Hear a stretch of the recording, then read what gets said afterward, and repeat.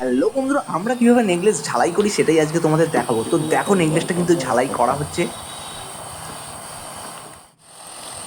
প্রত্যেকটা পয়েন্ট কিন্তু একদম নিখুঁতভাবে ধরাতে হয়, যাতে একটু কোনো পিস ছেঁড়াপালিশের সময় খুলে যায়। এবং তোমরা যারা নতুন সোনার কাজ শিখছো, তারা যদি আমার চ্যানেলটাকে সাবস্ক্রাইব করে রাখো, খুব তাড়াতাড়ি কিন্তু তোমরা আমার ভিডিও দেখে সোনার কাজ শিখে যেতে পারবে। কারণ আমি তোমাদের ইনফরমেটিভ ভিডিও আনতে থাকবো, যাতে তোমাদের খুবই সুবিধা হয়।